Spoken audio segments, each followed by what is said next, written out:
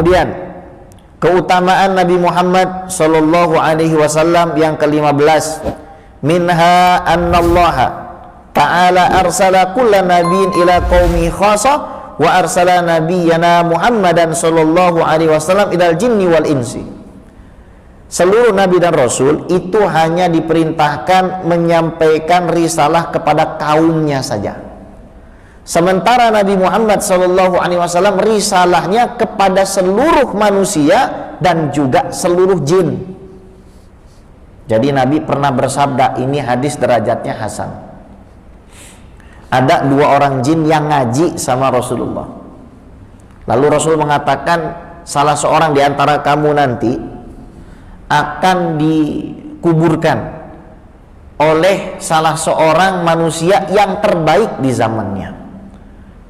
Lalu hari berganti bulan, bulan berganti tahun, tibalah kepemimpinan Umar bin Abdul Aziz. Umar bin Abdul Aziz ini khalifah Bani Umayyah yang sangat adil, Bu. Jadi konon ketika beliau itu mau dilantik, beliau kumpulkan semua anak, semua istrinya, hartanya semua dibagikan dulu. Bahkan ketika sang anak mau masuk ke kamar kerjanya Umar bin Abdul Aziz, ditanya urusan negara atau urusan pribadi. Urusan pribadi itu lampunya dipadamkan karena takut minyaknya dihisap. Kalau sekarang menggunakan fasilitas negara, sebuah kebanggaan. Beda kan cara berpikirnya, ya. Shallallahu ala Nabi Muhammad. Lalu Sayyidina Umar bin Abdul Aziz ketemu sama ular, bangkai ular besar gitu, kaget gitu. Tiba-tiba ada suara setelah dikuburkan sama Sayyidina Umar bin Abdul Aziz, dikuburin tuh ular. Sesungguhnya dia adalah saudaraku dan Rasul pernah bersabda waktu itu begini dan begini. Berarti Umar bin Abdul Aziz adalah putra terbaik pada masanya. Dibunuh, diracun, Bu. Ya, diracun. Matinya diracun itu Sayyidina Umar bin Abdul Aziz. Walikulli nabiyyin minal anbiya thawabu tablighihi ila ummatihi, dan setiap para nabi itu mendapatkan pahala karena menyampaikan risalahnya kepada seluruh umatnya. Wali nabiyina Muhammad sallallahu alaihi wasallam thawabu tabligh ila kulli man ursila ilaihi, dan Nabi sallallahu alaihi wasallam mendapatkan pahala tabligh, menyampaikan dakwah kepada siapapun yang dakwah itu sampai kepadanya. Jadi nabi itu pahalanya nggak berhenti-berhenti. Kita berdakwah untuk menyenangkan Rasulullah, ibaratnya ini transfer duit. Kalau susah kita ngebayanginnya tuh, transfer duit. Kita transfer tuh pahala sama Rasul. Senang Rasul. Duduk di majelis transfer pahala sama Rasul.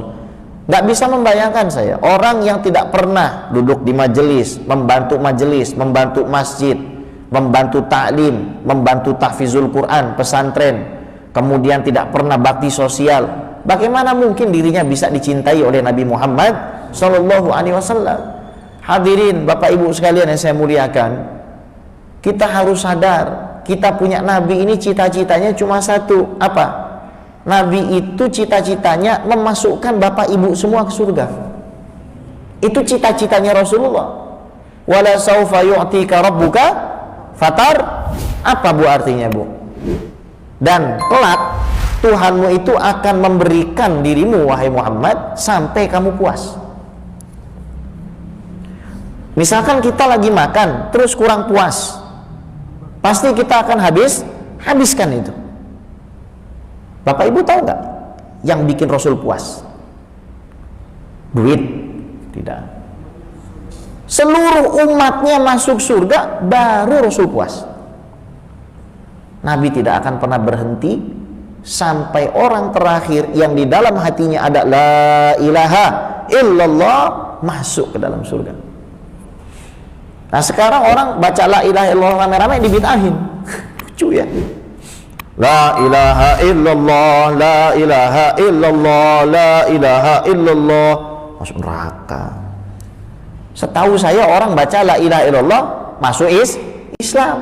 Nggak ada ceritanya orang baca la ilaha illallah malah masuk neraka. Ini aliran sesat. Kenapa? Karena dia menyesatkan sesuatu yang nggak sesat. Bagaimana mungkin orang rame-rame dia baca la ilaha illallah dikatakan sesat?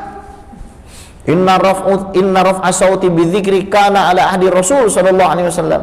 Kata Sayyidina Abdullah bin Abbas, hadis Sahih Bukhari, mengangkat suara pada saat berzikir sudah dipraktekkan di zaman Rasulullah Shallallahu Alaihi Wasallam. Jadi zikir berjamaah itu sunnah. Yang membid'ahkan sunnah berarti kebid'ahan itu kembali kepada orang itu. Ya. 27 hadis tentang zikir berjamaah. Sunnah zikir berjamaah itu, ya.